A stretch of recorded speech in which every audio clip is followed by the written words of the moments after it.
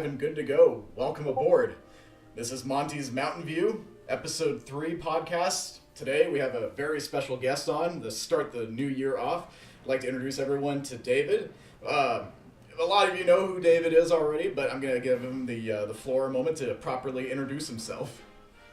Well, thank you so much. I appreciate it. Can you hear me okay? Everything sounds good so far. Great. Thank you. We got some people Monte, in the chat too. Nice. Yeah, awesome. It's good to finally be on the show and kind of chat like this. I think we've been going back and forth in messages, but we haven't actually got to like chat like this before, so that's pretty cool. Mm-hmm. I'm David. I'm probably best known for like some Melee resources I created that used to be Blippi.gg. It's now Melee.tv. I've done some modding stuff in the past. I have a YouTube channel that covers documentaries on covering Smash Bros. Melee and other Smash games. Mm-hmm. And of course, Monte and I both have a background in brawl modding, so that's how we know each other. At least that's how it started. Yeah. Your content, I remember, like, you know, it's already been, like, that's the crazy thing, it's already been a few years, but the elevated documentary that you made, and just how awesome it was to actually see all that content just so well organized and grouped together, and because there was so much, it was nice actually, like, getting refreshed on stuff I remember hearing and learning about myself throughout the years, and then realizing, oh yeah, that this was all in Melee, and a lot of the stuff didn't make it. There was more in common with 64 for a minute there before they changed things up, like those unused animations that were going to be on the character select screen originally. Like, yes. That was one I forgot about until I was seeing all that beta footage in action, those animations, and I'm like, oh, how cool it would have been, but I still like the more traditional portraits just because it's very fighting game traditional to have those static images at the same time. So Yes.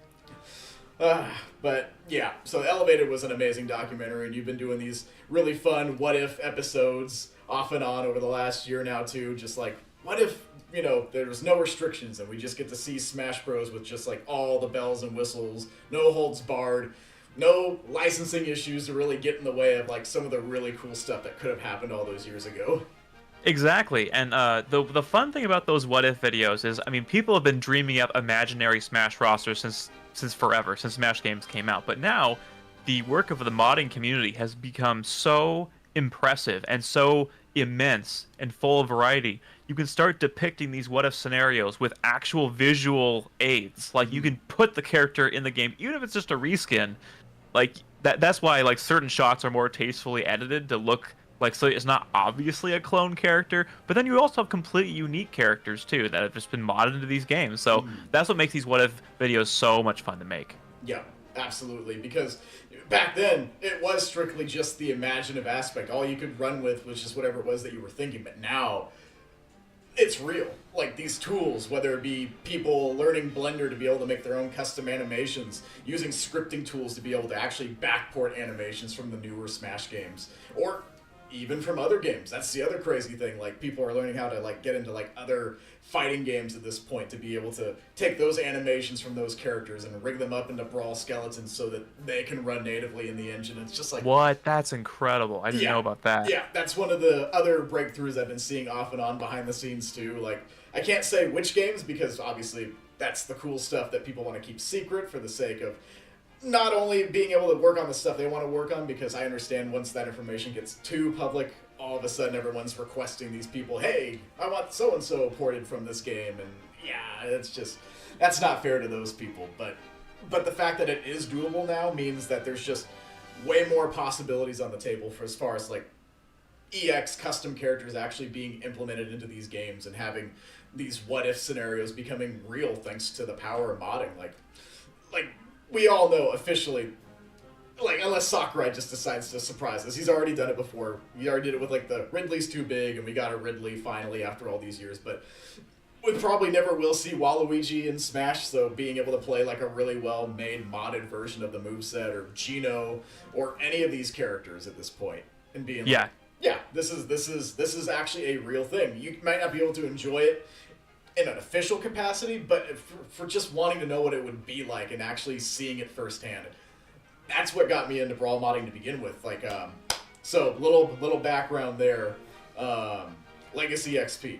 I remember way back during that grace period between Smash 4 leading up to Ultimate, we were starting to hear talks about the new Smash game that was coming to the Switch, and I remember during that period of just randomly browsing YouTube videos one day because I've been checking out like modded content from like the past. There was like some old Project M stuff that was popping up in my feed, and then all of a sudden I saw this trailer for a build called Legacy XP, and I'm watching this and just I remember my jaw actually dropping just seeing all these custom characters and actually seeing Ridley. I think honestly Ridley was the big reason that I was like, all right, I got to learn how to actually set this up so I can try this out. And then all the other characters, the mage Ganondorf with the actual like magic moveset. It was just for someone like me who's just always been such a huge fan of Smash, that was just way too enticing at that point to pass up. So got into that, started experimenting, was like, yeah, this is cool. We got Ridley in this game.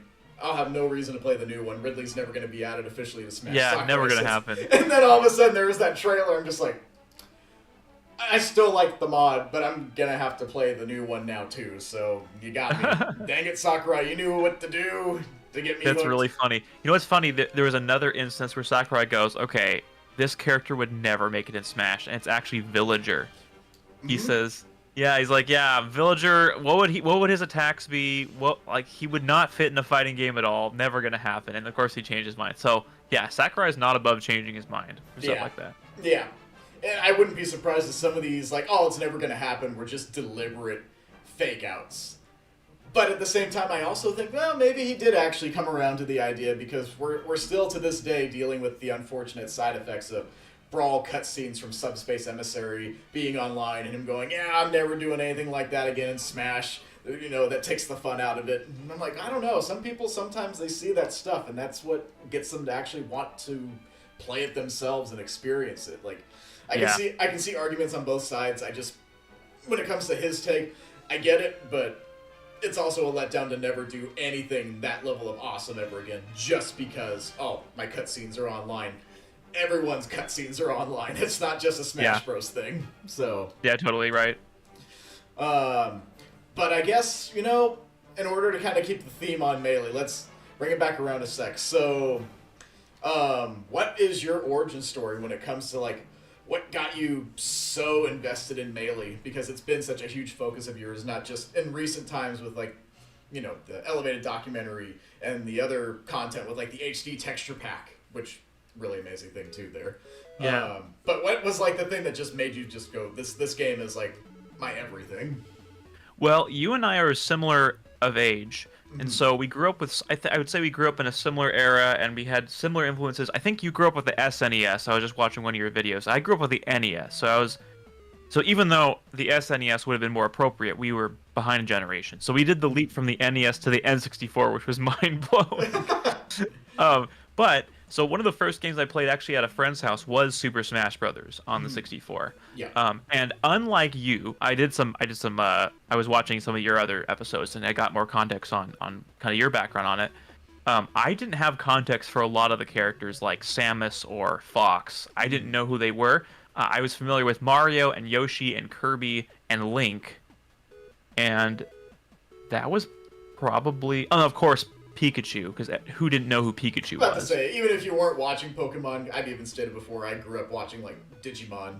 But everyone at school always talked about Pokemon and had the game. So even if I wasn't actively participating, you knew what it was. Pokemania was a very real thing in the late 90s. Absolutely. But of course, no idea who Ness was, no idea who Captain Falcon was.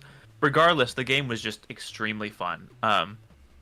So we pretty soon after I played it for the first time in '99 at a friend's house, we picked it up for our own N64. We got an N64 and we got the game. I think it was like the third game we got or something like that, maybe fourth.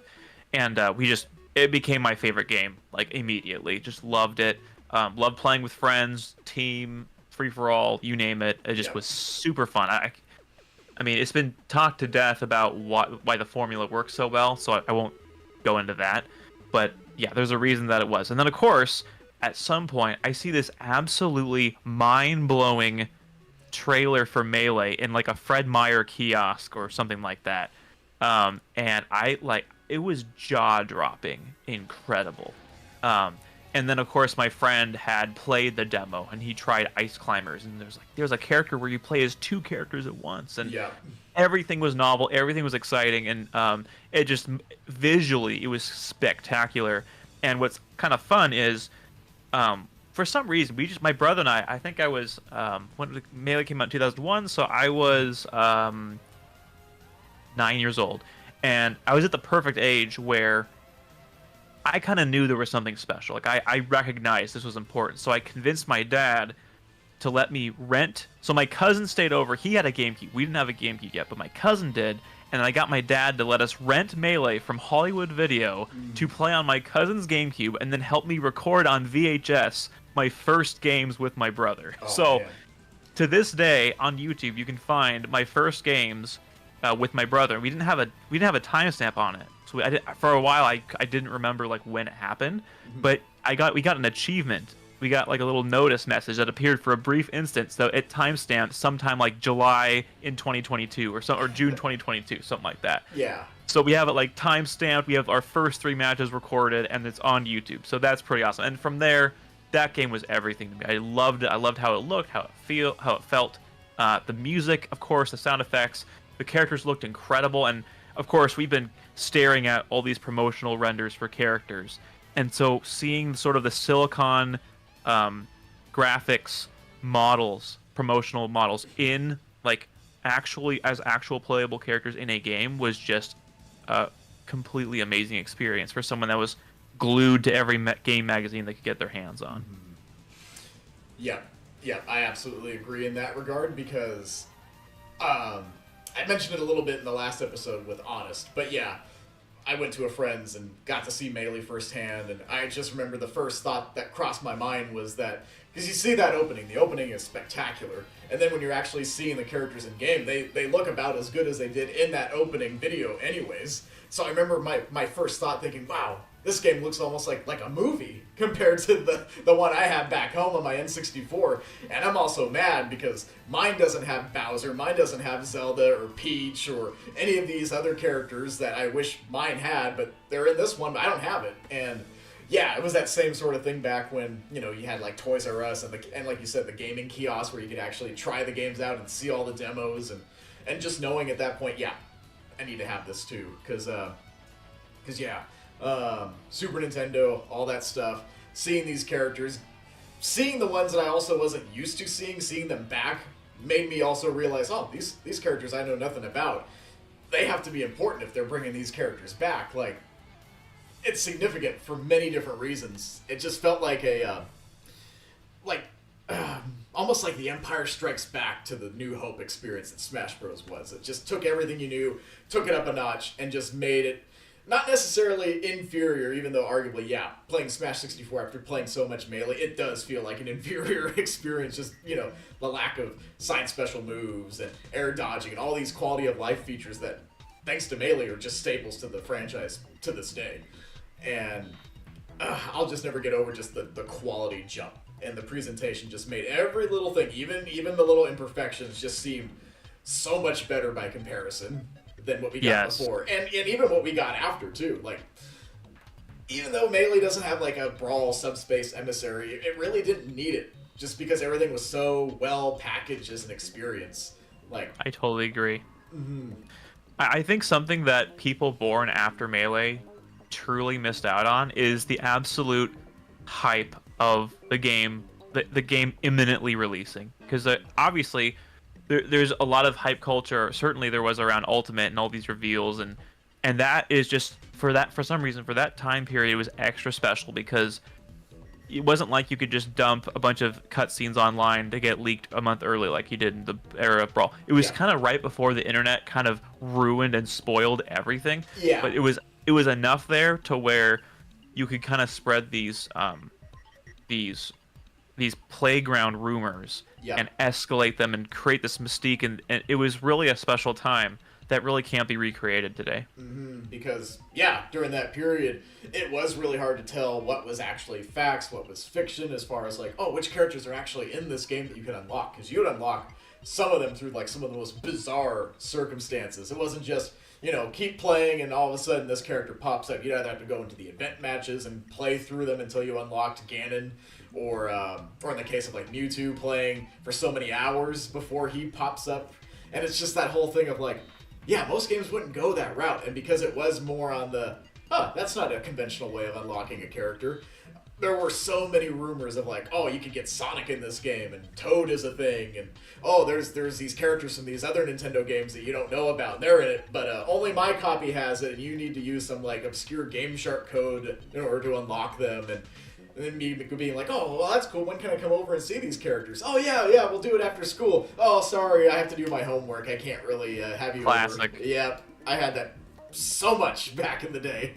There was this one kid I remember with like Mario Kart 64. It was like, oh, I unlocked Koopa Troopa as a playable character. I'm like, oh, how'd you do that? Oh, it's this really complex thing. Oh, can I come over and see it? Oh, sure. And then never happened.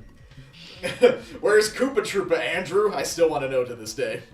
Wow. I'm sure if you just data mine it hard enough, you can find it somewhere. Oh, absolutely. Yeah, but yeah, that magical era though, where you couldn't really check. You had to go off of people's word or see it firsthand to really believe it, and that's what made some of those characters special, because my copy didn't have that, but I'd see a friend's and they're like, oh, I have Mewtwo right here. I got Mewtwo. Well, what did you do? I'm not sure what I did. I just was playing and all of a sudden Mewtwo popped up. And then you're doing the same thing. You're like, that's not happening for me. What am I doing wrong? Totally. This is a bit of a tangent, but it actually reminded me. So in the early days of game FAQs, we started realizing what a goldmine that was just for like guides and walkthroughs and just these discussion forums on these games that we loved. One was for Harvest Moon 64, and my brother and I were playing one time, and we found an absolute mind-blowing glitch that was hilarious and crazy. Of course, we didn't have like recording set up or anything, so we recounted it as best that we could. And I created a forum thread about this crazy glitch that happened, and I described it as best as I could. And then, of course, no one believed me. Then my brother's account goes, no, I was the brother. Like, oh, convenient that your brother account agrees. We're like, oh my goodness, this actually happened. You have no way of proving it. Yeah. Everyone thinks that it's me making an alt account, and it was so frustrating because we wanted to share this crazy find, but there was no way to do it without, recording, and there was no way to like verify that. Really, it was just people going back and forth and trying to see if it was even believable or not. Yeah, that era was so much more difficult to even have any exhibit proof to showcase to anyone. And admittedly, even though nowadays, like, it's so easy to get your hands on a camera, whether it be your phone or just some sort of external device, we're also living in that age where there's a lot easier methods to doctor things up. So now you True. can actually see the things, but they're still not real at this point. So Right. So it's kind of tough. I actually miss the simplicity of then, when you had to take people's word for it until you found out for yourself if it was true or false. Because at least there wasn't means to actually fabricate it so easily, or if it was, you could tell it was very obviously like done, like the jokes that they used to do when it came to like, oh, Melee does have a unlockable Toad, or the Sonic and Tails, or even the stuff that was going along like the Pokemon April Fools, where it's like, oh yeah, this you can actually get Yoshi in gold version submitted by J. Esther, and you're like, Gotcha. It's like, Yeah, it's funny. There were definitely benefits to the simpler time, but at the same time, we're talking about my what if videos, which are only possible in the modern day. So it's like, Sure. there are definitely pros and cons to Oh, both. absolutely, because your other alternative, if you were doing it back in that time, or if the tools weren't available, would be to either like Photoshop some screenshots together and try to pass it off, draw some stuff, commission some stuff. Actually being able to physically have these characters interacting brings something to life in a way that just makes it all the more special. That it's an asset that just, if we didn't have it, it wouldn't be nearly as cool, because it is definitely one of those believing is seeing type things in this case, where it's like, here's Brawl or Melee running these characters that never existed in this engine, that were made in some cases years after they were even like, because that's the thing that's kind of crazy to think about too. It's like looking back at Brawl in 2008, characters like Pyra and Mithra, Joker, none of these characters even existed back then, and here they are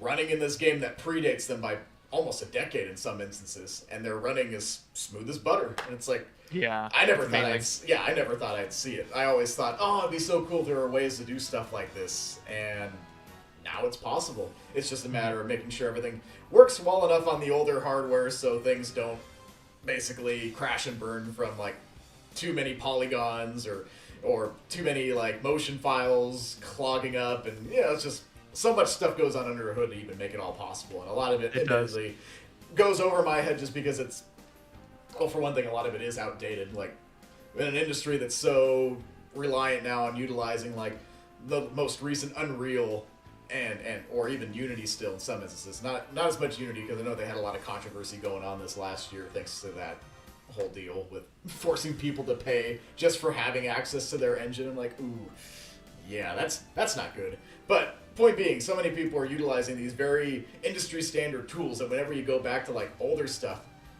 you're sitting there trying to figure out how do they even put all this together? Like all the coding and everything else in terms of how it's all structured and runs is just like a complete like night and day experience. And I'm over here seeing a lot of the devs talking about it, and I'm just looking at it. I'm like, yeah, I don't know much about it, but this code looks way more complex than this more streamlined, anyone can get their hands on it type.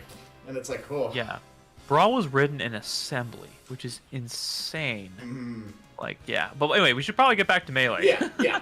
So yeah, when it came to Melee, Melee was, and that's the thing that's also crazy to think about too, is that we're actually coming up on like 25 years since Melee debuted and changed Smash Bros. As everyone knows it at this point forever. Like, that's the thing that's baffling to me, because you and I, we're right in about the same age. We were at that perfect age too, I feel, being about 9 years old, where you're growing up, but you're still very fueled by your imagination. Like, you're at that point where it's like, you have to have certain responsibilities. You're going through grade school. You're in like the 5th grade at this point. You're stepping up, getting ready for like your middle school years, leading up into like your junior high school years. So it's like, but you're still at that point where it's like everything is still magical, especially since it's the first time you're experiencing it.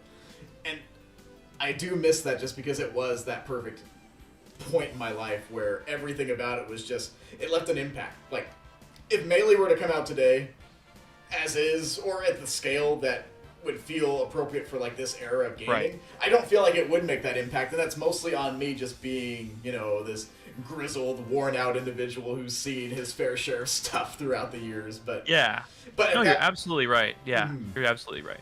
So it came out at the right time to leave that impact, and and that's the cool thing about it, because as much as like the newer Smash games have done some really innovative stuff or had some really impressive like presentations, Ultimate with the character reveals, really hyped stuff. But then after you see it, admittedly the hype kind of drops off a little bit, because it did what it needed to. You know what you got now, and you just play until you're burnt out. But Melee doing what it did at the time and leaving the impact, and it was so focused too. Like, I know we live in an era now too where it's like the more stuff you have, the better. I mean, one of my biggest gripes is literally Fortnite because of that, because there is so much crammed into Fortnite. Whether it be like the insane amount of crossovers or just all the modes that they've added since vanilla, when it was just, a battle royale game competing with player unknowns back then, and no one even knows what PUBG is at this point. But just having all that content compared to like Melee, where even though Melee had a lot of content, it was just so focused and tight-knit, and everything flowed off of one another, like from the music to the presentation. It all went so hand in hand, like it was all made in the same boiling pot, where a lot of the newer things in like Smash 4 and Ultimate feels like, it's in the same pot, but it feels like someone might have reached over and just kind of tossed the stuff in there and called it a day, as opposed to properly blending it all so it all felt like one good mix. And there's an aspect to that I think really gets under-discussed, and it's something that I'm very passionate about. It's the aspect of Melee being in the time period that it was. It's basically like a celebration of the SNES and N64 era of all the characters. And the reason, in my opinion, why that's so significant is, if you think about, you said earlier, if a game like Melee came out today, you might not appreciate it the same way. There's actually even more to it than that too. Because I would argue that, like, for example, Samus Aran in Super Metroid, or Link from Ocarina of Time and Majora's Mask, and Mario from Super Mario 64, arguably the most iconic appearances of the characters in games ever had come out. And those representations of the characters are what are in Melee. Yeah. So you have arguably the peak, the pinnacle of these characters in their most fullest, with no gimmicks and no like flavor of the week stuff put on, the most timeless, best representations in one game. And what's interesting is it came out just before Luigi's Mansion. Yeah. So there's no Poltergeist. It came out just before Mario Sunshine. So there's no Flood. It came out just before Wind Waker. So no Toon Link. Like, it was at the very perfect time to in my opinion, to reflect the best stuff. Now, I love Metroid Prime. Don't get me wrong. And of course, there's amazing games on GameCube. There's amazing stuff on games that followed. But as an example, one thing that makes me like kind of twinge a little bit with Ultimate is they picked Breath of the Wild Link as default Link. Yeah. Like, I get why, because in a sense, you want to bring in the most recent influences. Yeah. So I understand, and there is still a green tunic option, but to me, it's like such a miss. Like, you're gonna take this. You know, Breath of the Wild is incredible, one of the best games ever. I'm not knocking Breath of the Wild, but I think that's gonna like kind of age it a little bit. You know what I mean? Whereas Ocarina of Time Link is kind of at least considered by many the most de facto definitive Link there is. Yeah. Mario 64 Mario, I mean, that game, just speedrunning alone, or people associating memories with N64, the first 3D game, if it was Sunshine Mario, that would like change things a little bit. Okay. Not that Sunshine's not a great game, but hopefully you understand what I'm trying to say. Like Star Fox 64, Fox, and Falco, perfect. Yeah. Like you couldn't have asked for a better representation. So anyway, I kind of went on a bit of a rant there, but I guess my main point is just I think the art style, the characters represented, the music, everything is perfectly placed so that a early 2001 game on GameCube had the graphical fidelity, had the music, and the character representation that, in my opinion, is the best of Nintendo. Absolutely. Oh, also, seeing a couple people in the chat. Hey, Julian, thanks for dropping in, by the way. And to everyone who's actually been popping in, if any of you are able to stick around long enough toward the end, feel free to ask some questions as we wrap things up. But otherwise, bear with us because we still got plenty to say. And that's actually something I was going to... Because I do agree in that semblance where Melee essentially was the swan song passing of the torch of that earlier era of Nintendo leading into the GameCube and onward at that point. Because it is that perfect time capsule of that era, like you were saying with like Ocarina of Time Link, Star Fox 64, Fox, Falco, and all these characters. Even though, admittedly, the only character I always felt suffered the most from it, unfortunately, was probably Luigi. To this day, I'll never understand why Sakurai thought, let's take Mario's voice clips and up the pitch, when we literally have Luigi voice clips from like Mario Party, Mario Kart 64. He was already starting to establish his own identity, even if it was just vocally. And they went with Player 2, Green Mario. I actually do know why. I think I have a very interesting theory on that. So Sakurai was in Japan, Luigi had a higher pitched voice, but also it changed from game to game. So like Mario Kart 64 Japanese Luigi had a high pitched voice. Yeah. Mario Party Japanese Luigi had a high pitched voice. But then like in the US he had a lower pitched voice, and it was voiced by some German dude. Like, so his voice was not consistent, and what Sakurai was using was based off of what he heard in like Mario Tennis and Mario Kart 64. And so I think he figured just increasing the pitch was good enough for Luigi. So he kind of he got a little shortchanged there for sure, but I mean there's a reason for it. It wasn't as cut and dry and obvious as it is even with Luigi's Mansion, where, you know, if he had been able to play Luigi's Mansion, which he didn't, he's on record for saying he didn't even play Luigi's Mansion prior to Melee releasing, and they kind of put that Vacuum Luigi trophy in there like last minute kind of thing. He never played the game. So, but had he, maybe he would have reconsidered it. Yeah, that actually does make sense, because during that era, we don't think about it as much because we were already getting our definitive Mario, Luigi, Wario voices. Because Charles Martinet over here was doing all those characters in the 90s.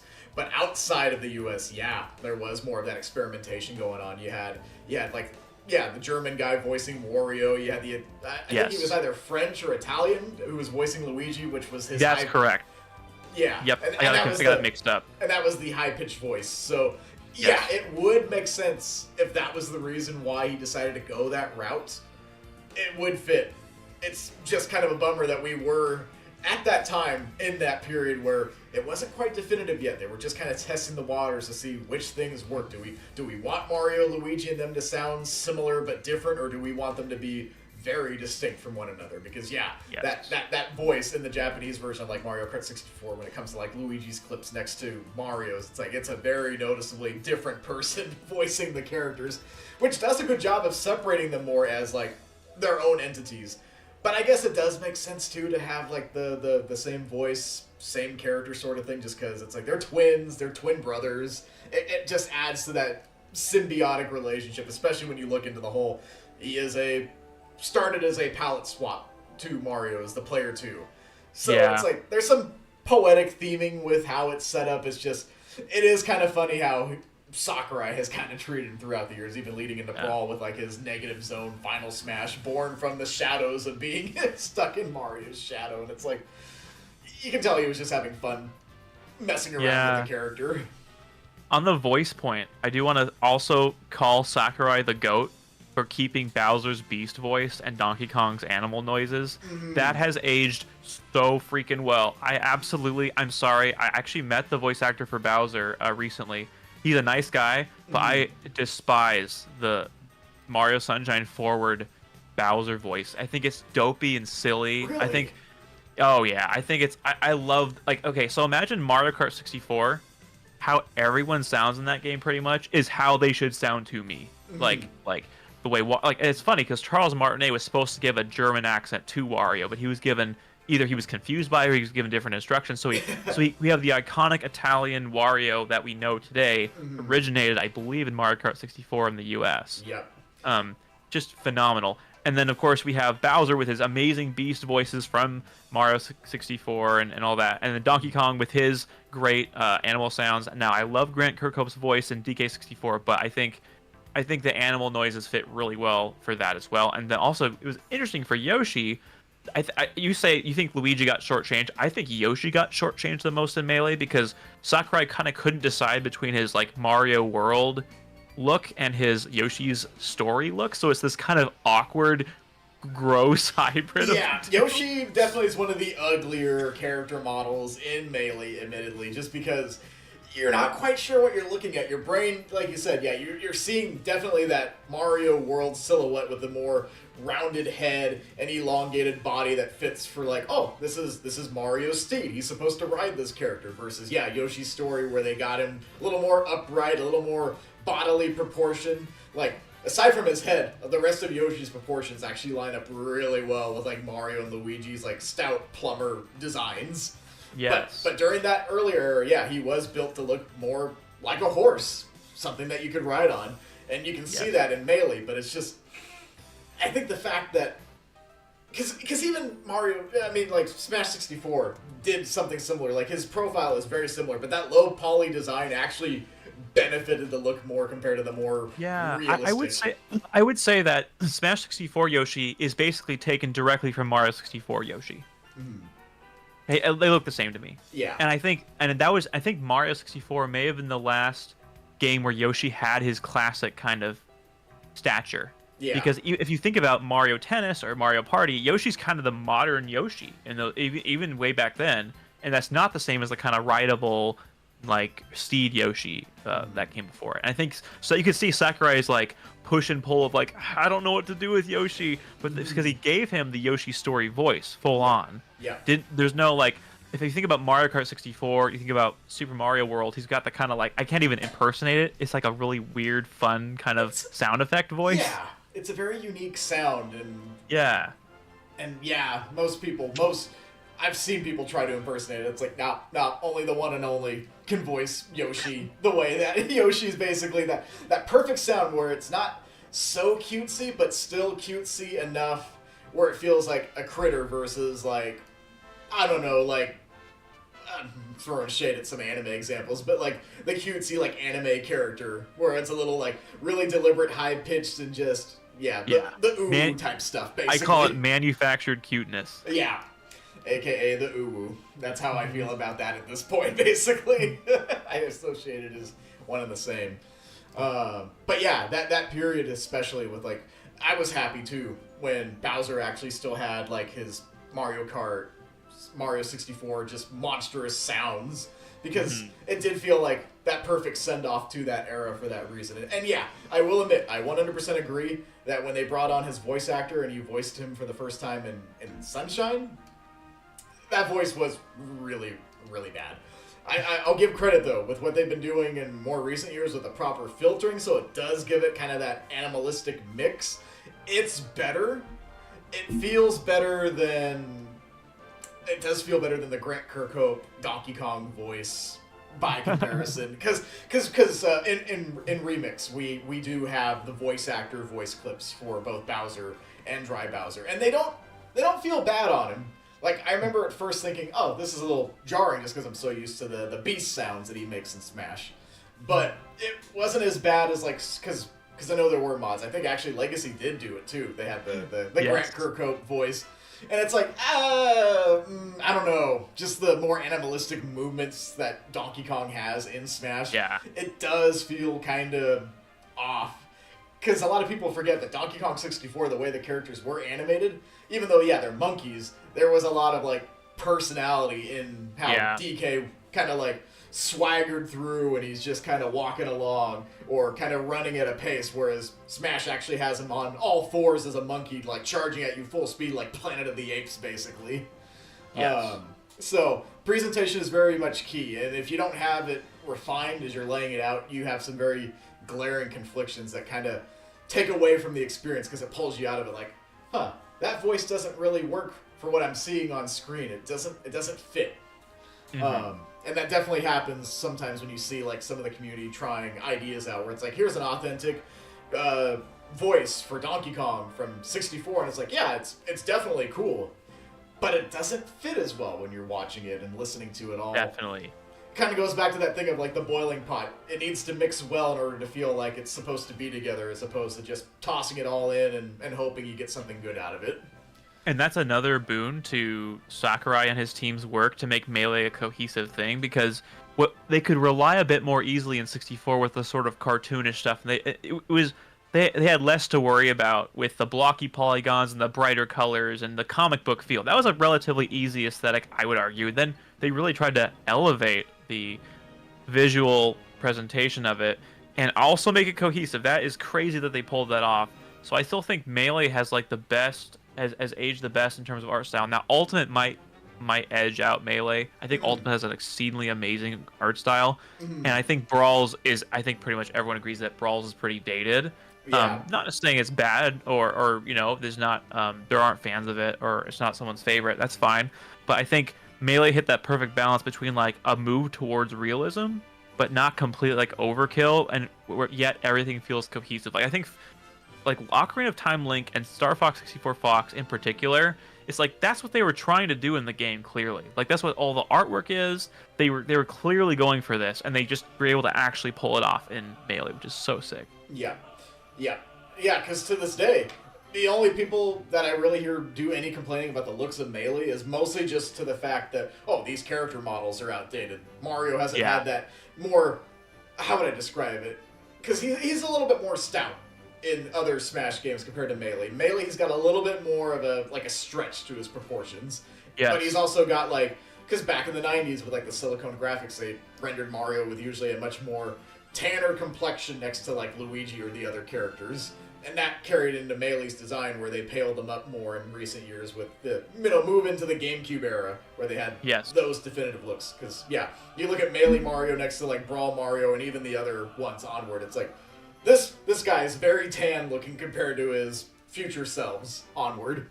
Which is ironic pre-Sunshine. You think after Sunshine you get more tan, but I guess... Well, there was a weird thing where a lot of the tan characters started just becoming very pale for some reason. Like, Daisy's a very, very strong example of that. She had a very tan look, which fit the desert setting that, Sarasa Land took place in, and all of a sudden, I'd argue she looked even more pale than Peach in a lot of the renders during the GameCube era. I'm like, I don't know how I feel about this. Like, I don't mind, like, the short-haired look or, like, the more defined face, because she's got a little bit more of, like, the cheekbones, rounded face. It was just the fact that, why is she so pale all of a sudden? Is it because she's living in the Mushroom Kingdom now? Or supposedly that was the reason why, but I don't know. It's just, I've noticed, though, in recent years, they've been kind of easing her back into that more tan look, it seems like. I'm like... Interesting. Yeah. I like the point you made about them looking a little bit more bland in the GameCube era. There's a really good example of this. There's an early concept box art for Mario Party 4 that was rated pending before it was out, and they use all the silicon graphics style stuff. Like, basically, they ripped Mario Party 3 renders and designs and put them in that. So you can compare Mario Party 4 early box art with the current one. Mhm. And the new one, the models are more modern, but they're all more washed out and they're more like I don't like them nearly as much. The previous ones look more dated, but they're more colorful, they're more interesting, and they have that life and of course that nostalgia factor for me. Yeah. But if you look at the GameCube box, a lot of it's really bland. And then Wii U is kind of like a resurgence of more bland. And then finally, I feel like with the Switch era, they finally like got the personality back and the colorful stuff and like Wonder is a good example of that. Mario Odyssey is a good example of that. Even like the Tennis Aces game Yeah. is an example of that. Yeah, there's something to how they're presented, whether it be like their animations or just that extra care. Because yeah, I remember recently watching like a video that was comparing like character animations from like the first Mario Strikers up to the most recent one that came out on the Switch. And even though I miss some of the animations themselves from the older ones, I will admit that they look very jarring and choppy and very artificial compared to the more like almost movie-esque presentation to how they come off in the newer games. Like everything down to like the way their eyes dart around to like their expressions of their mouth curling when they lost, stuff like that. It's like, yeah, you couldn't do that back then because if you did, you'd have to over-exaggerate it and it would look really off-putting if you didn't do it right. Like even to this day, Luigi's Mansion, as much as I love it, just his terrified face with that kind of squarish look around his teeth, it does look a little off, even though it's like it fits the theme. He's scared out of his mind. Just the way the model itself looks, conveying that emotion, that fear, it feels very stiff compared to like like Luigi's Mansion 3 when he looks terrified. Beautiful. Luigi's Mansion 3, Yeah. I argue, is one of the most beautiful games on the Switch still at this It point. looks really good. Yeah. And everything about the characters, their expressions, to just the way they move, it almost feels like you are playing a Mario movie during it. And you couldn't really do that back then. Or if you did, you had to do it with like pre-rendered cutscenes or some very extra special work that went above and beyond in-engine. And yeah, and because of that, there's like almost like a more plasticky, stiff, just very computer-generated feeling behind it at that point. Nothing against the animators and all the talent that even was able to make it a reality. But it's like, yeah, that's where you can go back and go, yep, I have nostalgia for it. I love it still. But I can point out the flaws and admit that, yeah, my imagination was filling in more of the gaps back then because we didn't have that extra level of detail that we have nowadays. Totally. But yeah, that era though, kind of thinking back on, yeah, with like Melee being like that perfect mix of everything. Yeah, even the soundtrack, like when it comes to Melee's soundtrack, it's always the one that I feel like my brain defaults to the most out of any of the Smash games. Like I have standout songs from like every Smash game, but it's like the overall unified experience. Melee's is the easiest to go back to and like picture those songs playing in my head without really having to think which ones I liked more than the others, or even the ones that wind up being, because there's so many in the newer games and so many different styles. A lot of the stuff disappears from my mind. I have to listen to like Ultimate soundtrack to realize, oh, they did make a remix for Ridley in this game, didn't they? Yep. As opposed to Melee. And it helps that there's not as many tracks too, by any means, but they were all so well curated where they all fit the style of how Melee's music presents itself, that they all had something a little special about each one of them that just fit, whether it be like Brinster Depths with like the very ominous undertones to the music where it feels like you're in a place that you're not supposed to be, or even Pokefloats. I like how the instrumentation, even though they're mixing Kanto battle themes, just the way the instrumentation plays out, it almost makes you actually feel like you're high up in the sky on top of these floating objects in the clouds. Like, I miss that extra attention to detail to when the music was trying really hard to like go hand in hand with the environments that your matches are taking place in. Because nowadays it's like, Yes. oh, really cool remix, let's throw it on Battlefield or Hyrule Castle. It doesn't really have any context to like the environment itself. It's just cool Right. song on this stage. Whereas you go back to Melee and you're listening to it and you're like, huh, this feels like this song was actually meant to like amplify the experience of this stage, whether it be like Pokemon Stadium with like the choir singing the theme when you're on this floating platform with this massive crowd in the background. It's like, it was spectacle both visually and audibly. It went hand in hand. Like Yes. peanut butter and jelly, whereas nowadays it's like, oh, Smash Ultimate, here's a bowl of Skittles, here's a bowl of M&Ms, take your pick, grab a handful and just wolf it down, as opposed to like, this is the one bowl, this is all you need, basically. Yeah. No, you're exactly right, and like that's one of the reasons I called the documentary Elevated, was because Sakurai has a quote where he says he wanted to elevate the experience, and he talks all about that. And music was part of that, where he was willing to put his own money towards an orchestrated soundtrack, which was crazy, like the crazy that a director would do that. And if there's a video on YouTube that compares all the result themes of all the Smash games, and if you were to compare them all, Melee's is just a knockout compared to the other ones. It's not even close. Even the most modern ones, they sound kind of like whatever.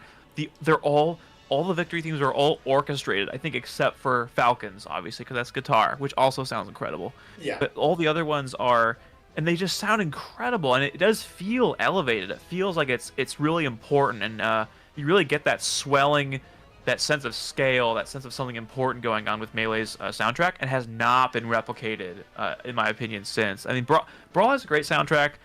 The Smash games after have a great soundtrack, but something about Melee's and getting Shogo Sakai involved, who had experience with orchestrations, was the perfect mix with Ando, I think, to really sell that and to really give it that feeling. Yeah. And so I think Elevated made the most sense as a name for the documentary, just because, like you and I talked about already, with the graphical fidelity and the presentation, real big ramp up, the music just added like an extra cement of a factor to that reality. 100% agree. Like, it was a complete package. Like, that's what made 64 feel inferior, and what helped make me go, I don't really want to play this one anymore. I want to go play this one now. Mom, Dad, I need a GameCube and Melee, otherwise my life is meaningless and has no point. That's how I kind of felt during that period, because it was such a huge glow up, and just all the cool features, like the adventure mode, like seeing characters from one franchise exploring worlds of another, even though, admittedly, it did kind of fizzle out during it. But those first couple stages with like the Mushroom Kingdom and the Zelda Temple Dungeons, it's like, yeah, this is magical. There's something cool about seeing like Ness of all things running around in like the Mushroom Kingdom or in the Zelda dungeon. Samus especially too, where it's just like, it works because it is Melee. It wouldn't work otherwise. Totally agree. That's actually a script I have. Is like, I in one of my videos I talk about a more expanded version of adventure mode, where there are actually more overworlds from more different series, and that was really fun to make. And then I have a script for like the idea of a subspace emissary type campaign, but it actually involved more like characters going between each other's worlds. But that became such a monolith to work on in terms of coming up with the plot and everything. And then I thought, oh man, getting like visual aids for this might be a nightmare. So I kind of put that on the back burner for now. Yeah, because it's tough. It's like all these ideas are gonna work, but now you need all the little pieces to just bring it all together. Otherwise, you're not going to have that impact that you want it to have. Exactly. So, I've set this precedent where people are expecting visual aids to accompany it, and I kind of painted myself in a corner where I'm, in a sense, limited to what's been created, or I have to make it myself. I get that, especially since right now I've been doing like, this thankfully does tie into Melee a little bit. I can segue into it and then be like, oh, this is something that, look forward to Monte doing this in the future. But one of the things I also really liked about Melee that I noticed was that even though a lot of Smash renders, for the most part, do unique poses for the characters, sometimes they would either heavily base a Smash render pose off of existing artwork, or in some instances they would actually do it one-to-one. Melee doesn't really have that, but there are at least, I'd have to say, 3 characters that more so lean into the official artwork, and one that actually is like a one-to-one recreation, Mario's render. Mario is also Melee is the only game out of like any of them where they portray Mario with that more wahoo energy that he was known for during that era, whereas Brawl Onward, they kind of depict him with a more serious, cool guy energy where he's got the fire around him, like some sort of firebender with a very serious stare down with no smile whatsoever, whereas Melee's has like that N64 happy-go-lucky energy to how he's portrayed, not even just with the render, but still using like the 64 voices during that time period.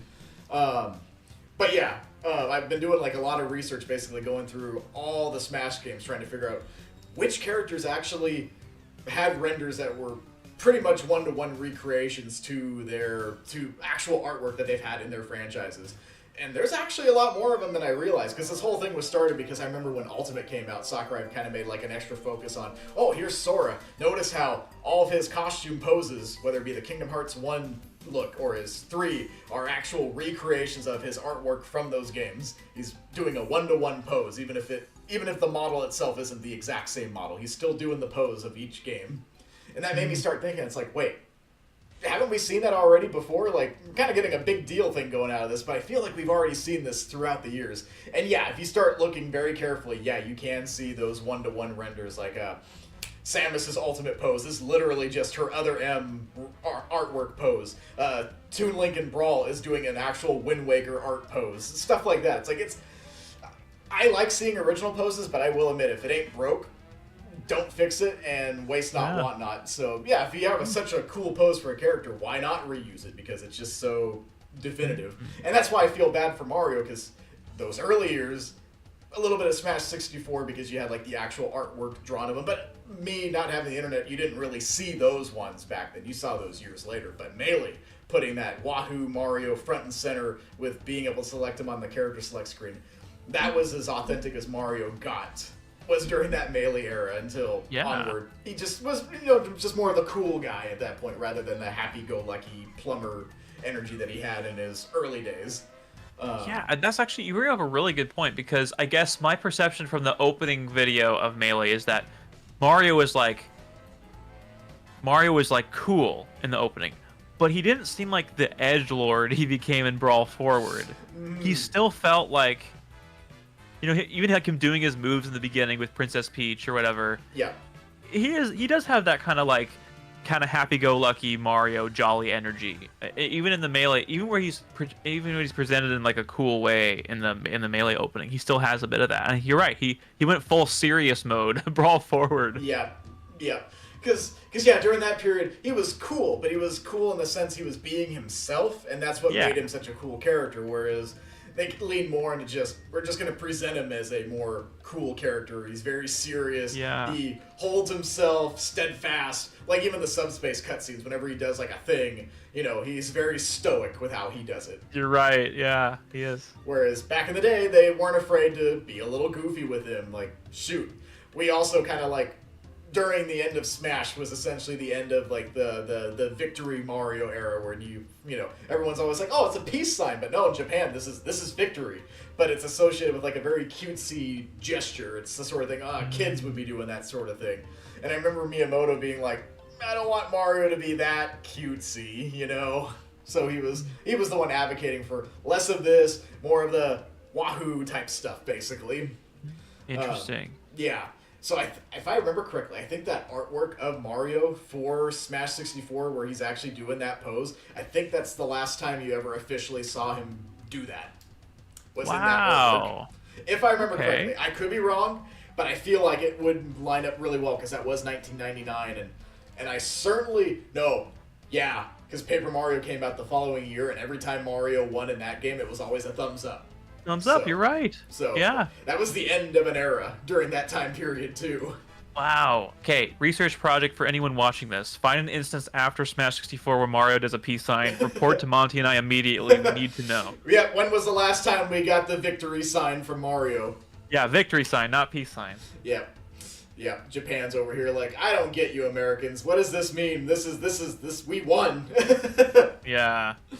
But it's crazy to think about. Like, seeing like those changes during the era, and kind of, like I said, passing of the torch. Like, you go from when N64, even though it wasn't the most successful console, it still was enough to make waves during its era, and it did give something that most people wouldn't have if they were playing on like a PlayStation. I guess you could kind of get it on the Sega, because they had 4-player slots, but N64 kind of revolutionized the whole couch gaming experience, where you and your friends could all literally hop on and play a game together, whether it be like Donkey Kong 64 or Mario Kart, or even the Banjo-Tooie game, now that I think about it. A lot of those games did have really fun, even if they were gimmicky, split-screen modes where all 4 of your friends can be playing at the same time. I miss that era. I miss actually getting people on a couch and be like, who wants to play some Star Fox multiplayer? We're gonna shoot some R-Wings and blow each other up, that sort of thing. Yes. I miss that. Like, Me too. Everything's just been so streamline with online at this point, where it's like that novelty. It is a novelty, but it was a very special novelty that just brought everyone together. Like, and Smash Bros was also very special in that regard. I can't even count how many times I had people over for like hangouts or birthday parties where we'd all just gather around like the big TV in the living room and have like Melee playing and actually use the tournament mode that no one ever uses for tournaments just to like we did use those so much back so did we. They were great for parties, and you just had to hand off a controller, they pressed a button, it was really straightforward. It wasn't like it was probably the easiest way to get the highest number of people involved in a game.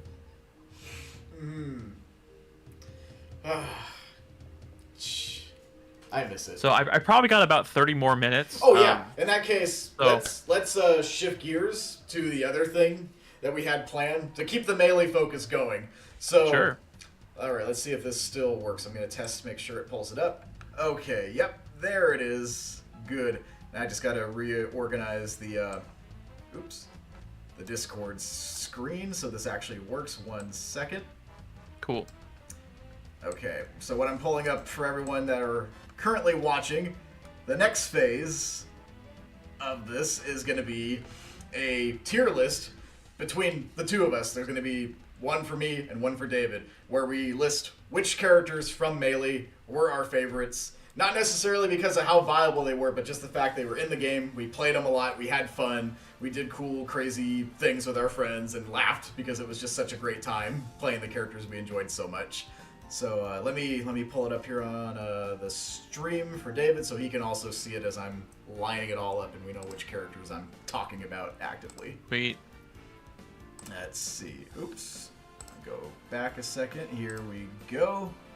Don't need to have a high frame rate, thankfully, for this. There we go. Nice. Alright, so quickly I'm going to duplicate. Alright, so I have all the characters stacked here, so I guess we're technically going to be going in reverse order for this. So this will be cool. This will be interesting. So I guess the first thing that I should probably do is rescale them to actually fit these borders here. Here we go. Perfect. Now I can move it back over, duplicate. All right, so let's get this party started. The first character that I'll let you start things off. The first character we're gonna decide placement-wise, Roy. I put Roy pretty low, honestly, because I didn't have a lot of familiarity with Fire Emblem. He's a cool character, but I didn't like really have that much hype for him. So I give him like a C probably. Yeah. Okay, so there he is. So for me, yeah, admittedly, I actually will put him in D for me. So, little fun fact, during that imaginative era when, you don't really think too much about the franchise or the characters, I used to just have fun doing CPU matches where it was like Link and Marth and Roy on a team versus Ganondorf as the sword guys, and then have them all green teams so they all look like Link copies, basically. That's really funny. Just letting the imagination run wild, where it's like the swordmen must team up to destroy the evil bad guy Ganon. But during that time, both with the CPU matches and playing Roy whenever I decided to take over the characters, Roy just felt off. And it makes sense because years later, learning about matchups and frame data, Roy's kind of broken in a lot of ways. Things aren't working the way they're supposed to. So he felt jarring even back then before I even knew what any of that meant. He didn't feel as good to play as Marth did by comparison. So I just never really liked playing Roy that much. So yeah. So funny. But I mean, I can't lie and say I never got any enjoyment out of playing Roy, but it wasn't as much as the good times. There were more bad times with Roy than good times. So the next one. I put Game & Watch also at C. Ahead of Roy or behind? Maybe just ahead of Roy. Okay, so in that case, I'll scoot you over here a second. There. Just because, again, lack of familiarity. I mean, and even his gimmick wasn't entirely appealing to me because, again, I was so focused on like the realism of GameCube and how immersive it was, and Game & Watch was a fun character and he was unique certainly. But he didn't really grab my attention that much. Yeah. He did grab my attention. I will put him in C for me. I enjoyed him more than certainly playing as Roy, just because he was a very unique character. But kind of going back to that thing of like, years later finding out about frame data and stuff like that and realizing he was also even more busted than Roy was in a lot of ways. Things weren't working the way they were supposed to for him. But when you're playing more for fun, you don't notice those things nearly as much. But when you're trying to play like those serious event matches or playing through like classic mode on the harder difficulties, those issues started flaring up quite a bit. Yep. So next one, we got Marth. Let's see. I think so. My brother and I, it was like with my brother and I, we split everything. I would get one thing, he would get the other thing, and we kind of always agreed on like I was Fox, he was Falco, I was Marth, he was Roy. Like we just had this thing going that really worked out. I was Marth and my brother was Roy. But we actually thought Roy was better. For the classic reason of his B could charge and do more damage. That was the extent of our, amazing analysis on the character, how which character was better. But I actually liked playing Marth. I remember playing him, so I'll put him in B. Okay, that's a good spot. And I'll have to share in that sentiment because it goes back to the fact, unlocking him and being like, who the heck is this character? I have no idea what this is. What language is he speaking when he's talking? I'm so confused. But his moves just felt so crisp and snappy. And there were weird things that just made him feel way better than, certain other characters, especially that grab with his freaking tractor beam grab. Yes. So he was just, I like the look of him and just his speed, the way his moves flowed. He was just a lot of fun. I enjoyed playing him way more than Roy by comparison, and of course. And this for me, this tier list is a little bit more about what I think of the character, and how they play, but probably more weighted towards the character instead of how they play personally. Oh yeah, and that's why you'll see some of my favorites being at the top, despite them having like no real viability in Melee's actual meta, just because it's like I like these characters more. They meant something to me. Which Ice Climbers were cool enough. I'd put them ahead of Game & Watch, but still in C. Yeah, I might have to agree in that regard too. Nope, don't want to take the C with. There we go. Because kind of going back to like, I thought they were cool, pun intended in this case too, but I didn't really have like any connection to them, especially since I did not grow up with the NES games. I had to get Animal Crossing and unlock NES games to even have any sort of like care regarding the Ice Climbers at that point, because that was one of the games I did unlock and played quite a bit of, and it was fun. But they were also very frustrating games. I'll have to actually put the Ice Climbers behind Game & Watch for me. Cool. I mean, they're neat characters, and the duo gimmick to them made them a lot of fun to mess around with because of that. But there were also a lot of times when Nana would get KO'd and you're stuck with just Popo, you just realize how much it sucks to be an Ice Climber at that point. So, yeah, not too much like the overall, like, oh, I'm hugely invested in this character, but there's still some memories there. I'm going to put Pichu above Marth in B. I actually mained Pichu for a little bit when I played Melee. Because for whatever reason, I felt like I hit really hard with Pichu, and I liked how fast Pichu was. So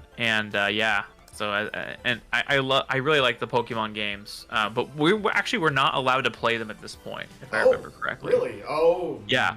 We were one of those households that weren't allowed to play Pokemon, but eventually we convinced our parents that it was okay, so we did end up getting to play them. But I definitely get that. There was a little bit of, because of the Pokemania craze, there was also fear. You'll find so many videos on YouTube of that era, and just how it was mostly just the not understanding what it was, but just the craze behind it, because it was popular, everyone was talking about it, including people that were worried, oh, this might be a really bad influence on your kids. So, Pichu for me. Oh shoot, probably top of C for me. Like, this was definitely the point where I was starting to get the chance to play the Pokemon games. I had a Game Boy at that point. I was actively playing Gold version during that era, and I was watching the VHSs of the Pokemon movies that had like Pikachu and Pichu and all that. So the character had significance to me at that point in time. But That's awesome. I did not like playing Pichu much in Smash. I always hated the fact that he just kept hurting himself every time he did anything electrical. I know that was the gimmick, and it tied perfectly into the lore of Pichu Yes. and in the games and the movies and the show, but it just did not make it very fun to play. I loathed going into any of the modes with Pichu that I had to, just because it's like, oh boy, I'm going to keep missing my moves, I'm going to be self-inflicting damage, and I'm just going to get KO'd. That's super funny. So Mewtwo for me is S, a clear S. I also main Mewtwo for a little bit as well. Mewtwo is my favorite Pokemon. I thought he was so cool. His voice actor, of course, killed it. And one thing that I remember too, the visual stuff really mattered to me for some reason as a kid. And I remember thinking it was the coolest thing in the world when you go to the underground maze in adventure mode and his eyes glow. His eyes glow in the dark. That's the coolest thing ever. And I remember just walking and seeing him like hover. He didn't even walk on his feet. He like floated. And I thought, this is the coolest character ever.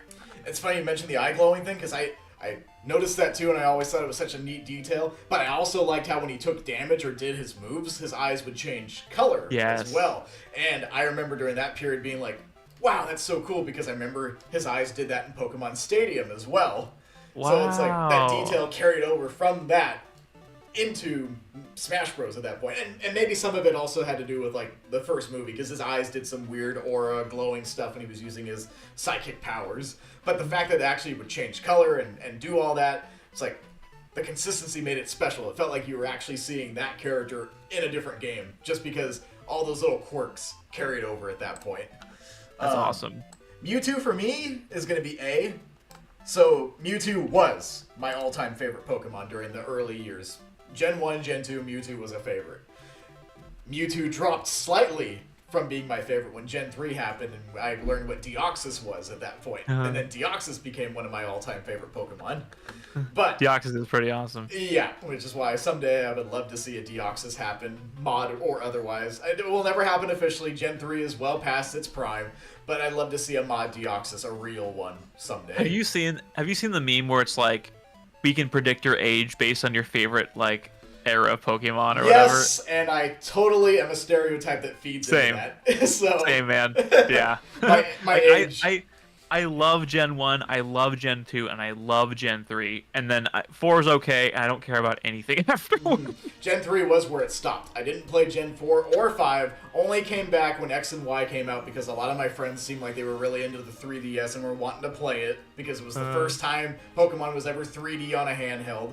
So I got back into it at that point. But yeah, I had to actually go back and replay Gen 4 and 5 to even understand what the heck I had missed out on during that period.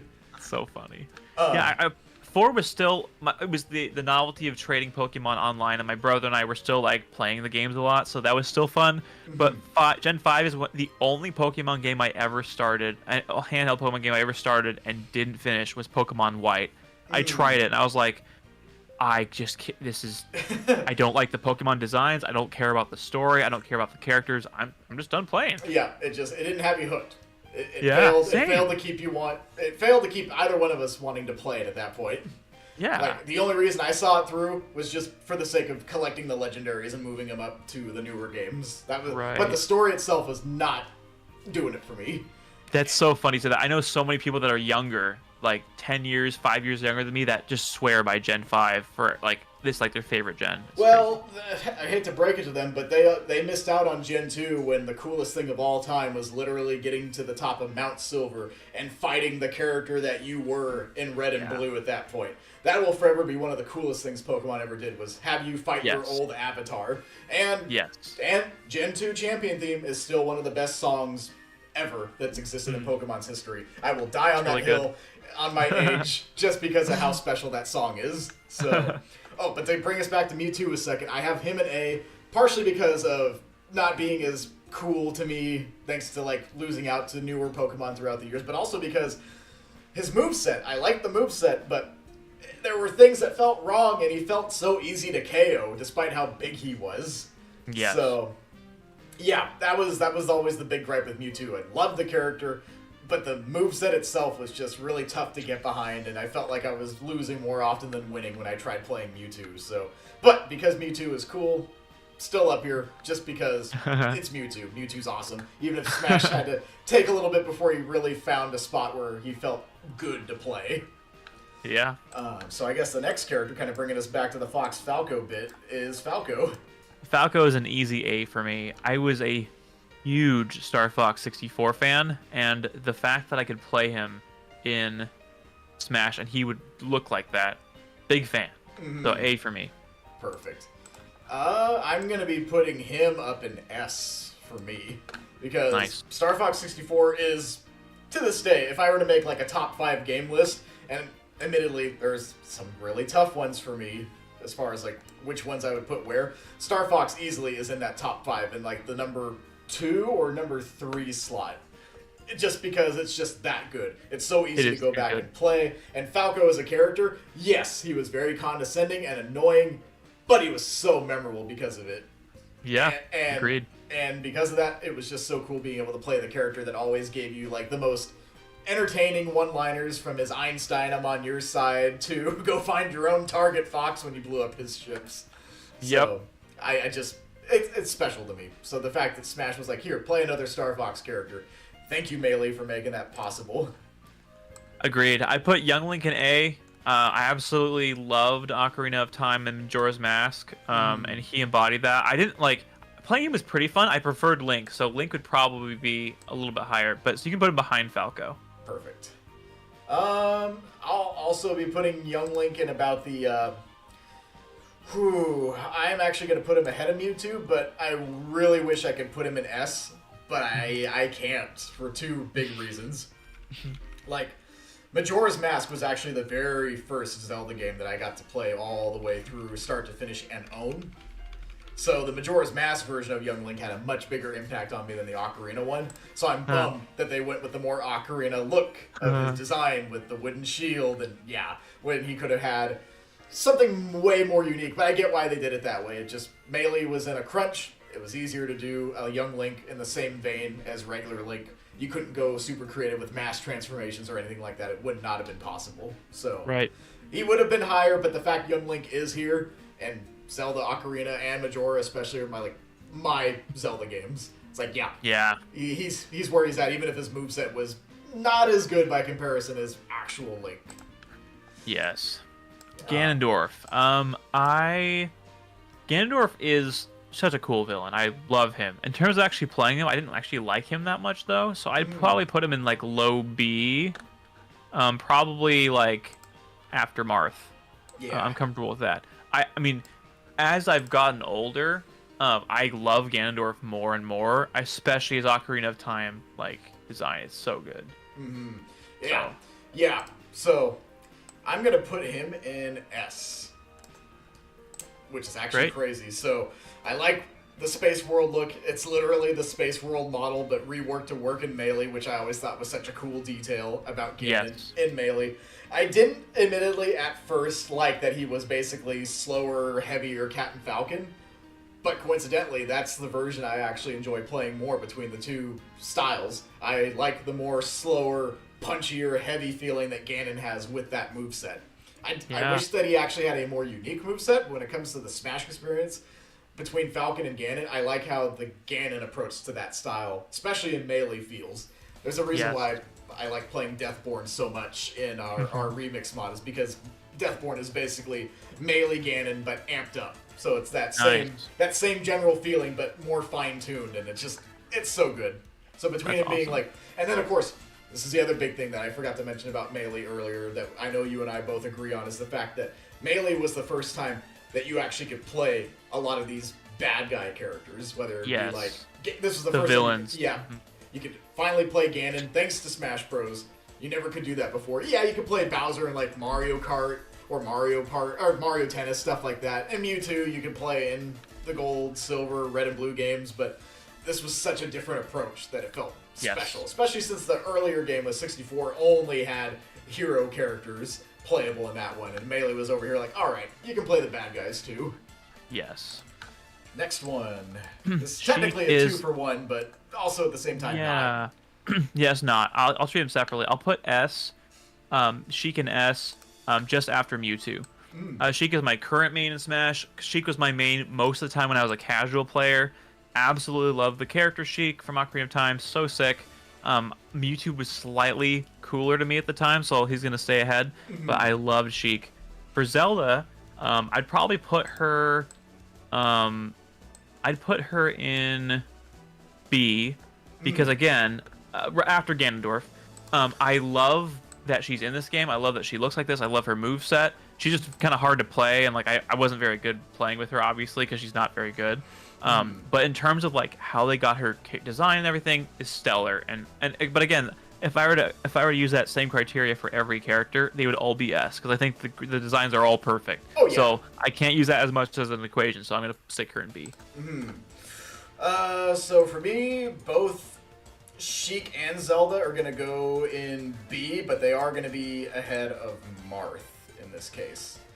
Love their designs. Love the fact that these characters that were just kind of a part of Ocarina's story are actually playable and are doing their own thing this time by comparison.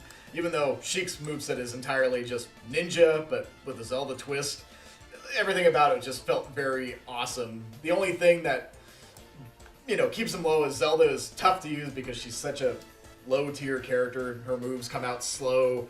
She's very floaty, easy to KO. Sheik, love how fast Sheik is, but really hard to KO with Sheik by comparison. So I just never could get my flow down when I was playing them. They were a couple of the characters that I kind of was like, oh boy, beat classic mode on hard difficulty. This isn't gonna go too well.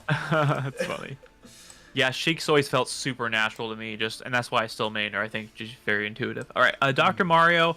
I was sort of indifferent about Dr. Mario. I'd probably put him in probably D tier.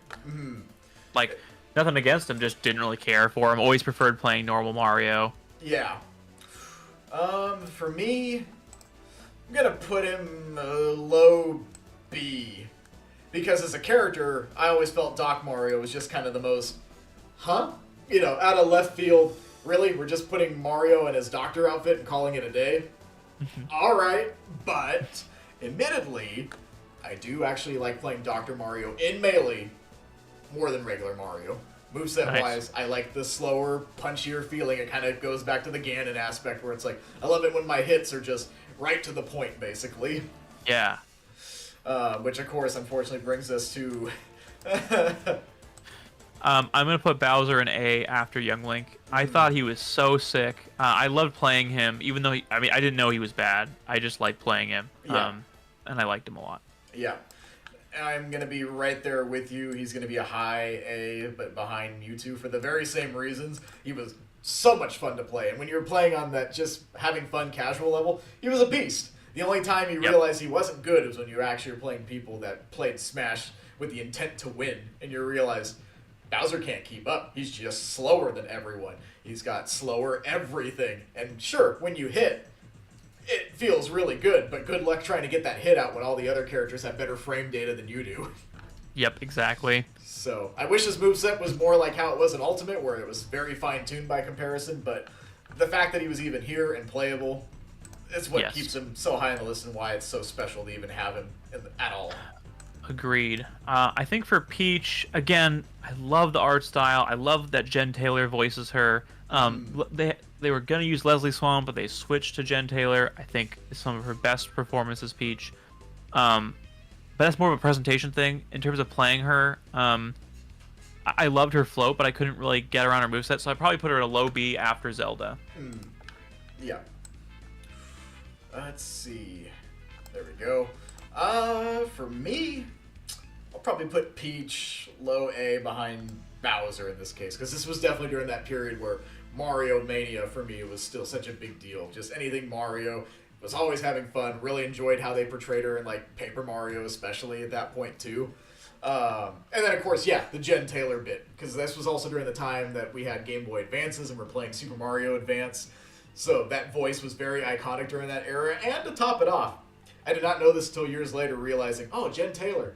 Oh my gosh, it's Cortana. And as a Halo fan, that was just one of those type moments for me. It was like, not only was she Cortana, but she was one of the most iconic Peach voices of all time. So this is on my list. But They weren't there last year, unfortunately, due to like a strike that was going on. I'm hoping that they'll be there this year. They have the big Halo World Championship Series in Seattle at the Convention Center. They've been there in the past. I'm hoping Jen Taylor and Steve Downs are going to be there. My goal is to go there, meet her finally, bring not only a copy of Halo for her to sign, but to also bring a copy of Melee for her to sign. Nice. Like, you probably weren't expecting to sign something Princess Peach related, but I'll never forget. Yeah, that's awesome. Yeah, I actually got to meet Jen Taylor. There was a convention in Puyallup actually that had her and the voice and both of the Master Chief voice actors there. Yeah. So that was really awesome. Lucky. Really nice. But I've got 5 minutes left before I gotta go. So I guess we'll have to speed run.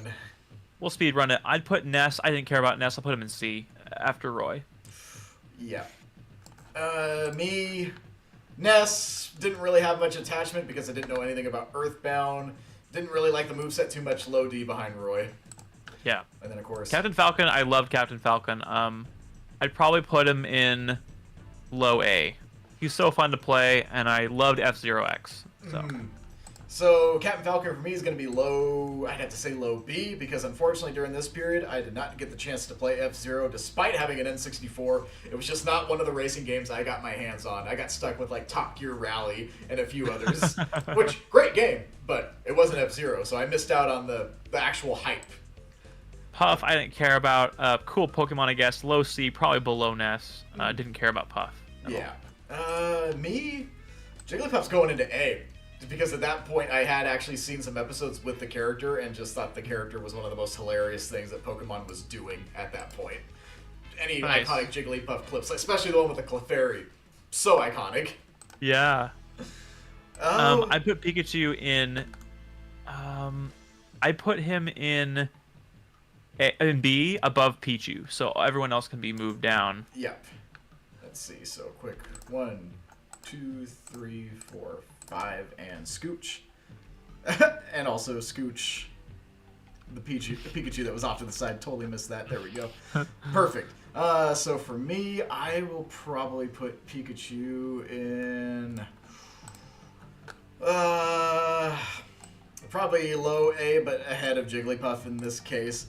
Because, yeah, during this period, it's like, yeah, Pikachu's the mascot, but I was still more into Digimon as a whole, so... characters like Agumon and stuff still meant more overall compared to like the exception of like Mewtwo or stuff like that. So, oh boy, Fox. I'd put Fox in after Sheik and S. Perfect. Loved Fox. Thought he was awesome. Loved everything about him. Yeah, same deal. Basically, yeah, I'll put Fox basically at the highest of S at the moment because Star Fox 64, one of my most favorite games of all time. Love Fox as a character. It's just, yeah. Like, yeah, his voice was a little goofy, but I don't know. It's still, it was my everything back then, and I still love going back and playing it. Like the PC port recently. Been having a lot of fun checking that out. Yes. Kirby is an top A for me. I loved Kirby in Melee. I love him as a character. Yeah. I didn't care that it didn't matter that he was bad. I didn't think he was bad. At all. I love that he had the copy ability. Yeah, that was such a cool gimmick that he was actually able to do that with all the Smash characters and copy them and have the little outfits because of it. Exactly. And that's why Kirby is up here in S. Because I had Kirby 64 Crystal Shards. That game, oh, me too. That game, that enticed me. The first time I ever saw it was at a McDonald's gaming kiosk back when they used to have the N64s at McDonald's. And every time I heard the Kirby sounds, I wanted that game. And finally, I got my hands on it. Good. Samus, I like Samus. I'd probably put Samus in the last A slot. Perfect. So during that period, I did not know who Samus was until I started playing Metroid Prime proper. So, Samus is gonna be, I would have to say, at least in the sense of like the Melee experience, Samus is gonna be second highest. Nice. Mostly because also to this day, I main Samus whenever I play Smash in any iteration. Cool. That's awesome. Yeah, Melee, Ultimate, PM, doesn't matter. I play Samus. So cool. She's special to me. Her franchise is special. The character's special. Yeah. Put Link after Fox. I absolutely love Link. I love everything about him. I love his voice actor. that plays him. I love his art style. I love his moveset as a kid. Loved it. Shoot. Low S Link, because yeah, Ocarina, Majora, because you technically did also get that voice in Majora when you had the Fierce Deity mask, and I just love the sound of Link in that era, especially. Me too. Me too. Donkey Kong, I didn't like that much. I'd probably put after Game and Watch. So we'll scooch these three. Even though I love DK64, I did not like playing Donkey Kong at all in Smash for some reason. Yeah, the moveset just always felt like such a departure from the actual character that we got when the character was being the character, basically. Yep. So, shoot. I'm going to say low B. But yeah, I kind of miss the idea of like, oh, it would have been cool if side special had been like the coconut gun or something. Just something. I know. I mean, for Yoshi. Oh, Yoshi, yep. I'd probably put him in like probably lowest C after Jigglypuff. I hated that he didn't have an up B, so I could never play him because as a kid I relied on the up B so much. Yeah. I thought he was the ugliest that he's ever been. So. And that's why Yoshi's behind Donkey Kong for me in that regard. So sorry about that, Yoshi. Sorry, Yoshi. It just was a rough time. You were a fun character, but boy, it sucked playing you against people that actually knew what they were doing. Yep. For Luigi, I'd probably put him in. I put him ahead of Ness.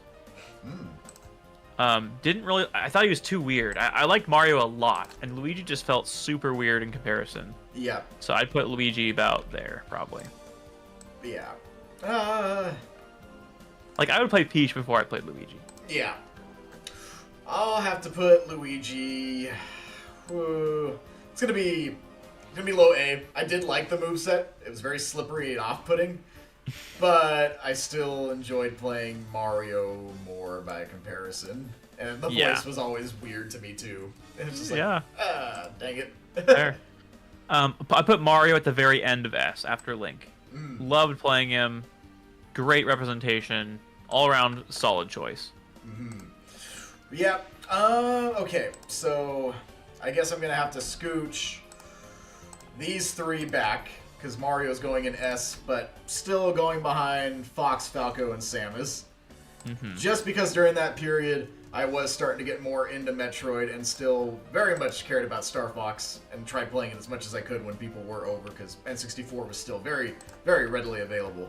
But all that Mario, good times, especially when it came to like Mario Kart and stuff, cannot deny it. Like the moveset, was always so much fun. Yeah. And like I said, he's got the Wahoo pose. It's the only time in the entire Smash history he's got like that actual happy-go-lucky energy, and I'm glad we got it at least in one game. And a bit in 64 too. Yeah. I'd say. Yeah, that is true. So yeah. It's interesting. I feel like all things considered, our tier lists are pretty similar. Pretty close. There's definitely some overlap in a couple of spots. And a couple of the characters are in the same like S tier. Like you got to have those characters up there. They're just that good. Yep. But yeah, so I'll remember whose is whose, and it's also nice to see that there weren't like flat out stinkers that we'd actually put all the way in E and F. Because newer Smash games, I argue, would probably put a couple of characters 100% down into that category. Yep. Shoot. So let me switch things around here a second. I'll save these and share these in the Discord later too for people to check out, because I know they'll probably want to take a look at it too. There we go. Nice. So now we're back on display. Well, shoot, so chat kind of fizzled out toward the end there. I don't think anyone dropped any like questions. Did you create? Oh, I guess someone was asking if you created Legacy. Yeah, well, that's a complicated question. So Smash Bros. Legacy was a mod for PM that I made. It was just a personal build. It was nothing crazy. And I released about 3 versions of that. The last one was 1.3, and that was one of the first mods that had an entire HD pack to go along with it. I created custom renders for all the characters. I was really proud of it. And then later, the PMDT disbanded, and I joined forces with Project MXP, which is a different group, and that became Legacy XP. So I kind of helped with that. I helped lead it for a while. I didn't create it by any means, but I sort of took my expertise and like my YouTube channel and like the branding that I developed for Legacy, and I kind of ported it over to Legacy XP. And then I created Legacy TE. That was definitely something that I started, and I kind of grabbed like 5 or 6 other people. It was a very lean team, and that's the thing that I'm the most proud of is Legacy TE, to answer your question. Perfect. Let's see, just quickly scrolling to see if anyone else dropped anything. Enchanted earlier asked what the ranking was about. Yeah, it was basically just which characters from Melee that we enjoyed the most, not really taking into account how well they actually played, because admittedly, a lot of our characters that we liked the best were the least competitively viable, with the exception of like Fox Falco. Those characters are just beasts. So, yep. Let's see. I think other than that, unless someone quickly drops in to wind things down, yeah. Point being, we're both doing stuff to this day, Smash Bros. Related, thanks to just how special Melee was. If Melee had not been that game, that really was what solidified making us fans of Smash Brothers in general, there's a really good chance we wouldn't even be doing what we're doing now, whether you're making like the videos going over Melee and the other Smash games, or me doing my own stuff as a dev, or the stuff you were doing as a dev originally. Just that extra investment that people would not have unless they actually cared about the franchise the way that 100%. Thank you so much for having me on. It was a real pleasure, and we'd love to just shoot the breeze with you again just in the future sometime, Monty. Definitely. I'd be down to do it. I'm going to be doing more of these episodes. I think it'd be kind of fun down the line to maybe like bring on multiple guests, just to have more of like an actual conversation on different things and just get like some back and forth takes. But for a little while, I'm going to be doing these more just direct one-on-one style ones, at least for a little bit longer before I start branching out. I want to feel like I ran out of options before I circle back and try some different approaches with it. Sure, that's fun. Hey, I just thought Smash hot takes would be kind of fun. Everyone has like a few Smash hot takes to discuss. Yeah. I have a list that I didn't think was as big as it was until I started seeing some other people's takes, and I'm like, ooh, things are gonna get spicy if we ever have this conversation. I'm gonna have to like sit down with a cold glass and be like, all right, let's do this. Built an episode idea. Definitely. Well, thanks, Spice. Yeah. Thanks for joining us tonight, everyone that dropped in. It was a lot of fun. Hope you enjoyed it. If you had to drop out at any point, be sure to come back to watch the rest of it. Like I said earlier, some point I'll be properly re-uploading this as an actual podcast upload, so it'll have a better chance in the algorithm and stuff. But this was a chance for people to catch it live and to interact a little bit during it. So appreciate all you for coming out. Thank you again for being on here tonight, David, to actually participate in this and kind of go down memory lane with Melee. It was a good time. Thanks so much, man. It was great. So thank you all again. I look forward to the next episode, and until then, farewell.